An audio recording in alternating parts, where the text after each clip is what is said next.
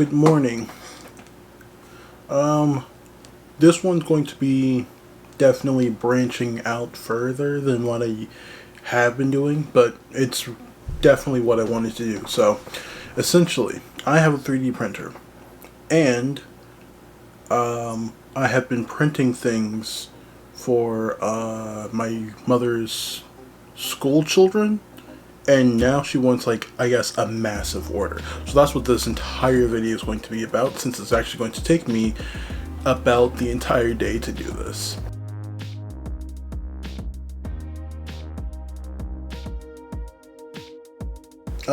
Yeah, I have no other way to put this.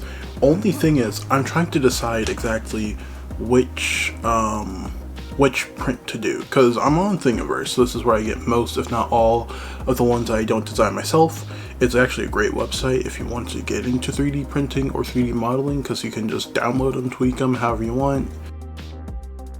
But I'm on here and I'm looking at gingerbreads, because her theme for this holiday season is gingerbread. Except most of these are ornaments or I guess toys, because they're articulating. And there's one articulating one in particular that did make me want to do this, but now I'm looking at these because she says that she needs them small. But I also, the nozzle can only get so small because I have, I just have the basic Ender 3 stuff. Okay, so first thing I have to do is actually clean up this area, because I had a paper towel holder holding these filaments in place, but I got rid of it because it kept getting in the way whenever I had to change filament.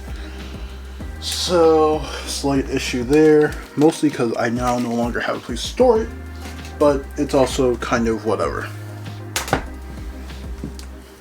Also, this entire video is going to be probably just a time lapse, considering this thing is extremely loud. Now, safety warnings and precautions and all that stuff, this is in fact technically high voltage equipment.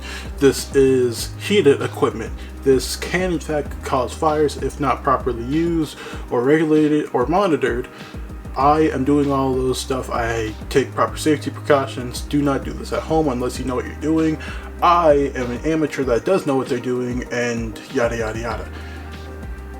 Yeah, yeah.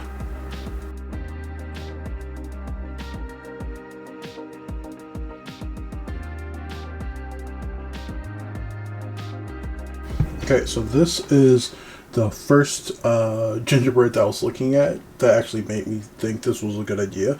But this, I guess, is probably going to be the one that we go with. Okay, so this will not be I guess, a tutorial on how to 3D print, although this could be one, but I'm currently downloading the file. I forgot the micro SD card in the printer, but I have to take the micro SD card out, put it in the computer so I can then put it on the micro SD card after changing the format. And no, I'm just going to put this on the desktop so it's easier. And then from there, we will go ahead and print it with a time lapse. Okay, it's now coming to my attention that I completely forgot about the scale, mostly because I forgot about the scale of reference from these things to what I actually need it to be, because again, these are going to be handled by children, and that's not exactly a good idea when I think about it. So these actually might be too small, but I'm also thinking it might be fine. This thing should take 5 minutes just for this one.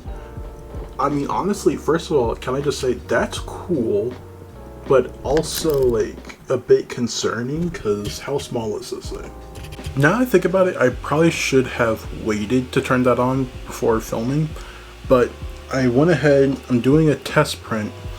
It doesn't really seem necessary, considering it should take about 5 minutes before, yeah, I'm just doing a test print. I'm not even gonna film that part. Okay, it just finished, but dude, look at that thing. It actually has an incredible amount of detail, but it's also extremely small. Okay, I remembered to turn off the fan, the printers for the fan, but look at this. This is it next to a freaking penny. Better yet, this is it next to a freaking dime. It's like...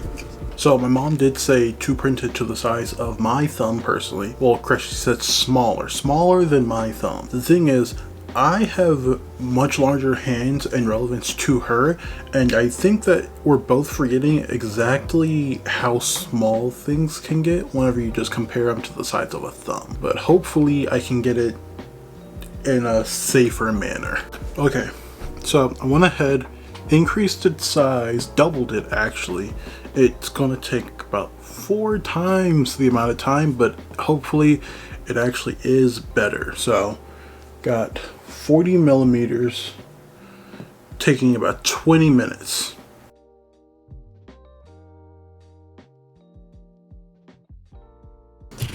Okay, so this is the one, and now for the test. Okay, I mean that's a quarter, so it's definitely better.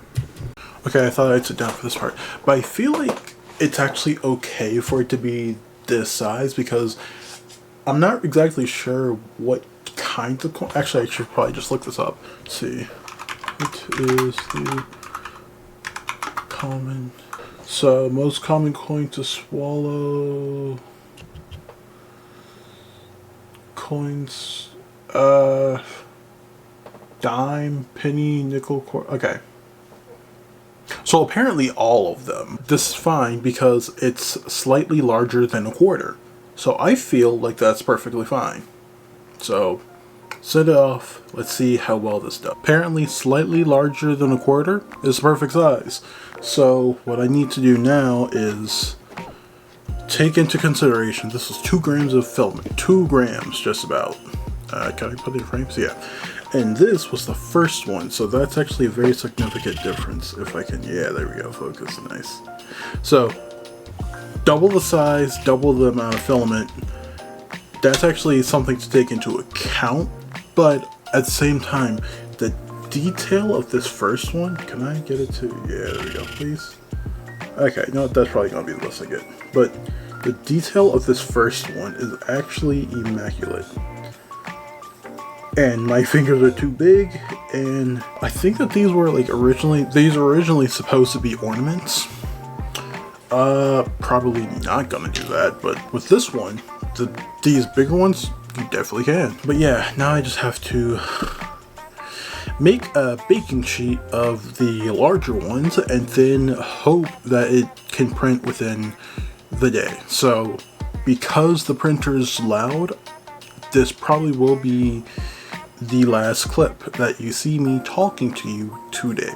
So I don't know, we'll figure this out.